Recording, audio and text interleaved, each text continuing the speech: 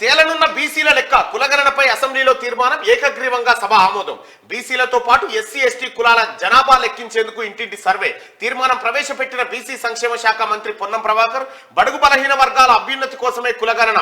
CM Revanth జనాభాలో 50% పైగా ఉన్నోళ్లను పాలకులుగా చేయడమే లక్ష్యం. దీనిపై 0.5% ఉన్నోళ్లకు బాధ ఉండొచ్చు. గతంలో బీఆర్ఎస్ చేపట్టిన సమగ్ర కుటుంబ సర్వే వివరాలు ఏమైనాయి? ఆ రిపోర్ట్ను ఒక కుటుంబం దాచుకున్నదని ఫైర్. సర్వే పూర్తయ్యాక కులగణన బిల్లు అని చెప్పి డిప్యూటీ సీఎం బట్టి బీసీ సప్లాన్ ను అమలు చేస్తామని ప్రకటన. ఇక్కడ బీసీ సమాజం అంతా గుర్తుపెట్టుకోవాల్సినటువంటిది ఒకటి చూడాలి మనం. అసెంబ్లీలో శుక్రవారం కులగణన తీర్మానం ప్రవేశపెట్టి మాట్లాడుతున్న బీసీ సంక్షేమ శాఖ మంత్రి పొన్నం ప్రభాకర్ గారు. పొన్నం ప్రభాకర్ అన్న నీకు ధన్యవాదాలన్నా. ఎందుకంటే తెలంగాణ రాష్ట్ర పోరాటంలో నీ పాత్ర ఎంత ఉందో ఈ బీసీల కులగణన వ్యవహారంలో కూడా అదే స్థాయిలో పాత్ర కనిపిస్తా ఉంది. మీరు మంత్రిగా ఉండి అది ప్రవేశపెట్టడం అది నిజంగా ధన్యం. బీసీలు ఎన్నో ఏళ్లుగా ఎదురు చూస్తున్న కులగణనకు ముందడుగు పడింది. రాష్ట్ర వ్యాప్తంగా కులగణన చేపట్టేందుకు అసెంబ్లీలో ప్రభుత్వం తీర్మానం ప్రవేశపెట్టింది. ఇందులో భాగంగా ఇంటింటి సర్వే చేపట్టి బీసీలతో పాటు ఎస్సీ ఎస్టీ జనాభాను లెక్కించనుంది. ఇప్పటి వరకు దేశంలో ఒక్క బీహార్లోనే కులగణన పూర్తయింది. ఏపీలో కులగణన జరుగుతున్నది. ఈ 2 రాష్ట్రాల తర్వాత కులగణనపై ముందడుగు వేసిన 3వ రాష్ట్రంగా తెలంగాణ నిలిచింది అనేటువంటి మాట చెప్తా ఉన్నారు. అయితే ఇక్కడ కులగణనపై అసెంబ్లీలో తీర్మానం పెట్టిరు ఏకగ్రీవంగా. దాన్ని మేము వ్యతిరేకిస్తా ఉన్నాం. ఇట్లెందుకుంటది గట్లెందుకుంటది అనే మాటే లేదు. దమ్ముంటే దీన్ని వ్యతిరేకించి చూపెట్టరు ఎవడన్నా. విపక్ష పార్టీల నుంచి ఎవడన్నా మేము వ్యతిరేకిస్తున్నామని చెప్పి రాజకీయ సమాధి అయిపోతారు కథ. అంతే చూసిరా బీసీలారా. అంటే బీసీల కులగణన చేద్దామంటే మొత్తం అందరు సైలెంట్ గా ఉండి చేయాల్సిందే అని ఏకగ్రీవంగా సప్పట్లు కొట్టే పరిస్థితి ఉందంటే బీసీల పవర్ ఏందో చూడండి. ఇక బీసీలతో పాటు ఎస్సీ ఎస్టీ కులాల జనాభా లెక్కించేందుకు ఇంటింటి సర్వే నిర్వహించబోతా ఉన్నట్టుగా ప్రభుత్వం ప్రకటించింది.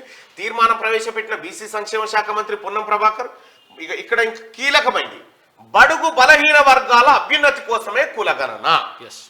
ఇప్పుడు ₹1 ఒకరికి పంచాలంటే ₹1 ఇప్పుడు పెళ్లికి ఎంతమంది వస్తారంటే పెళ్లికి 1000 మంది వస్తారు. 1000 మందికి ఎంతో వంట చేయాలి, ఎన్ని ఆటలు పోయాలి, ఎన్ని ఫంక్షన్ హాల్ ఎట్లుండాలి, ఈ లెక్కలు ఉంటాయి కదా. మరి ఆ 1000 మంది లెక్క తేలాలి కదా. ఇప్పుడు తెలంగాణ రాష్ట్రంలో ఉన్నటువంటి బడుగు బలహీన వర్గాలకు ఎంత బడ్జెట్ కేటాయించాలంటే ఆ లెక్క తెలవాలి కదా. ఆ లెక్క ఇప్పటిదాకా తెలవకుండా దాచిపెట్టిరు.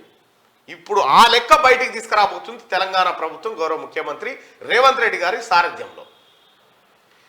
జనాభాలో 50% పైగా ఉన్నోళ్లను పాలకులుగా చేయడమే లక్ష్యం.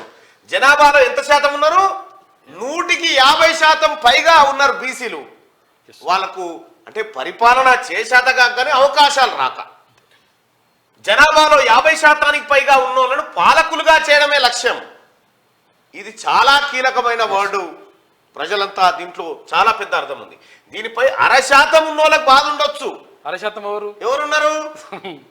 అదే కేసీఆర్. గతంలో బీఆర్ఎస్ చేపట్టిన సమగ్ర కుటుంబ సర్వే వివరాలు ఏమైపోయినాయి? సమగ్ర కుటుంబ సర్వే గతంలో కేసీఆర్ చేసిండు. బొంబాయికి వెళ్ళి సూరత్కి వెళ్ళి ఎక్కడెక్కడికి వెళ్ళి వచ్చిరు. అగో జనాభా లెక్కలు తీస్తున్నట కేసీఆర్. సమగ్ర కుటుంబ సర్వే ఒకే రోజుల ఖతం చేయాలన్నట. లెక్కలు బయటికి రావన్నట. లేకపోతే చచ్చిపోయినట్టు లెక్క. ఇట్లా రకరకాలుగా కోళ్ళు కొంకనక్కలు సైకిళ్ళని గడియారాలని లెక్కలన్నీ రాసుకొని పోయి ఎవరిది ఏ కులం అనే కాడి నుంచి రాసుకొని పోయి లెక్కలు బయటికి రానియలే కేసీఆర్. తీసుకొని జైలు పెట్టుకున్నాడు. లెక్కలు బయటికి రానియలే. ఎందుకు రానియలే లెక్కలు? ఎందుకు రానియలేదంటే తెలంగాణ రాష్ట్రంలో ముదిరాజులు 50 లక్షల మంది ఉంటే మరి 50 లక్షల మంది ఉన్నారు ముదిరాజులు అని కేసీఆర్ చెప్పిండు అనుకో. 50 లక్షల మంది మేముంటే నువ్వెట్లా సీఎం అవుతావురా అని చెప్పి కేసీఆర్ ను ప్రశ్నిస్తారు కదా. అందుకోసం రానియలే. అందుకోసం ఈ లెక్కలు దాచిపెట్టిండు కేసీఆర్. ఇప్పుడు ఆ లెక్కలు పక్కాగా రాహుల్ గాంధీ గారి నిర్ణయం. అది కేంద్రం ఏదైతే సోనియా గాంధీ, ఆ తర్వాత మల్లికార్జున ఖర్గే, ఆ తర్వాత మిగతా నాయకత్వం అంతా కులగణన చేయాలి. ఈ బడుగు బలహీన వర్గాల ప్రజల్ని ఖచ్చితంగా రాజకీయ చైతన్యవంతులను చేయాలని తీసుకున్న నిర్ణయంలో భాగం. కేసీఆర్ ఈ లెక్కలు ఎందుకు బయటపెట్టలే? నీవు ఇవాళ అసెంబ్లీలో ఏకగ్రీవంగా మేము కూడా తీర్మానాన్ని ఆమోదిస్తున్నాము, మేము కూడా మద్దతు ప్రకటిస్తున్నామని చెప్పి నీ సమగ్ర కుటుంబ సర్వే వివరాలు బయటపెట్టి కేసీఆర్ చూద్దాం. నువ్వు చేసి దాచిపెట్టినావు కదా, అది ఆ లెక్కలు బయటపెట్టి చూద్దాం. దీనిపై 0.5% ఉన్నోళ్ళకి బాధ ఉండొచ్చు. ఎందుకంటే ఇవి బయట పెడితే కేసీఆర్ కో బాధ. బీసీల లెక్కలు బయటకు వస్తే ఇప్పుడు కేసీఆర్కో బాధ. ఇక మంది అంతా వాళ్ళే ఉన్న తర్వాత మనం ముఖ్యమంత్రులం ఎట్లయితాం రా అని వాళ్ళలో వాళ్ళకు పంచాయతీ అవుతుంది. ఇప్పుడు గతంలో బీఆర్ఎస్ చేపట్టిన సమగ్ర కుటుంబ సర్వే వివరాలు ఏమైనాయి అంటే దాచిపెట్టిండు. సర్వే పూర్తయిన తర్వాత కులగణన పైన బిల్లు పెడతామని చెప్పి డిప్యూటీ సీఎం భట్టి విక్రమార్క గారు చెప్పారు. బీసీ సప్లాన్ను అమలు చేస్తామని ప్రకటించారు. బీసీ సమాజమా, బీసీ ప్రజలారా దీన్ని లైమ్ లైట్ లో ఉంచాల్సిందే. గత బీఆర్ఎస్ సర్కార్ హయాంలో సమగ్ర కుటుంబ సర్వే నిర్వహించారు, కానీ ఆ వివరాలు ఇప్పటికి బయట పెట్టలేదు. 10 ఏళ్లు ఎందుకు దాచిపెట్టారు? ఆ లెక్కలు పబ్లిక్ డొమైన్ లో అందుబాటులో ఉంచలేదు, కానీ ఆ రిపోర్ట్ ఒక కుటుంబానికి మాత్రం అందుబాటులో ఉంది. ఆ కుటుంబమే ఆ నివేదికను దాచుకున్నది, ఎన్నికలు వచ్చినప్పుడల్లా వాడుకున్నది. ఎవరు ఎంతమంది ఉన్నారో లెక్కలు తీసుకొని కేసీఆర్ ఏం చేసిండు, వాళ్ళ కార్పొరేషన్ పదవని బిస్కెట్లు వేసుకుంటా రాజకీయ పబ్బం గడుపుకున్నాడు కేసీఆర్. రాష్ట్రంలో బీసీల లెక్క తేలనుంది. బీసీలతో పాటు ఎస్సీ ఎస్టీ కులాల జనాభాను ప్రభుత్వం లెక్కించనుంది.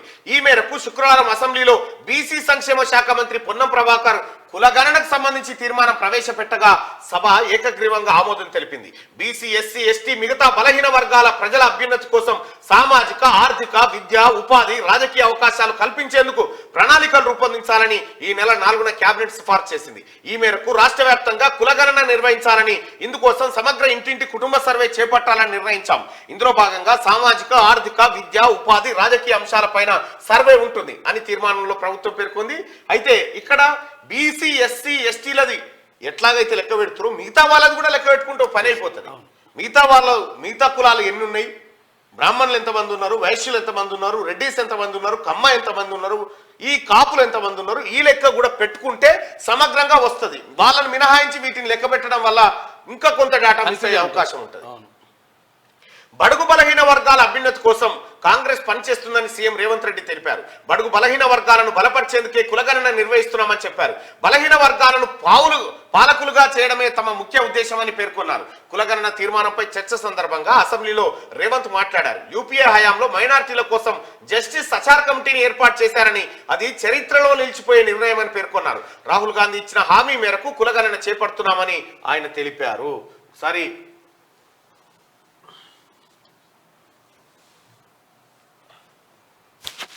అండగా నిలబడాలన్న ఆలోచనతోనే మా నాయకుడు, పార్లమెంట్ సభ్యుడు రాజీవ్ గాంధీ గారు వారసుడుగా రాహుల్ గాంధీ గారు ఏదైతే మాట ఇచ్చిండ్రో ఆ మాటను నిలబెట్టడానికి ఈరోజు ఈ ప్రభుత్వం పూర్తి స్థాయిలో ప్రయత్నం చేస్తుంది. అందుకే ఈరోజు ఏ విధంగా అయితే సచార్ కమిటీ ద్వారా మైనారిటీ వర్గాలకు మేలు జరగడానికి నిర్ణయాలు తీసుకున్నామో, ఈరోజు కూడా ఈ సభలో శాస్త్రీయ పరంగా ఒక అంచనా, సమగ్ర ప్రణాళికలు, విధానాలను రూపొందిస్తాం. ఇందులో మరి ఎందుకు మా సభ్యులకు, లేకపోతే సీనియర్ శాసనసభ్యులు, మంత్రిగా వారికి సుదీర్ఘమైన అనుభవం ఉంది, కడియం శ్రీహరి గారు, వారి అనుభవాన్ని ఉపయోగించి ప్రభుత్వానికి ఏమైనా సూచన చేసినా, ఇది సమగ్ర కుటుంబ సర్వే కులగణన చేపట్టాలని మా నాయకుడు రాహుల్ గాంధీ గారి నిర్ణయం, ఆ నిర్ణయాన్ని ఇక్కడ అమలు చేయబోతున్నాం అని చెప్పి ముఖ్యమంత్రి గారు చెప్పడం జరిగింది. దీన్నే అసెంబ్లీలో ప్రవేశపెట్టడం జరిగింది. ప్రభుత్వ తీర్మానాన్ని ప్రవేశపెడుతున్నాను. Resolution moved. I request to the minister to explain the aims and objects of the resolution.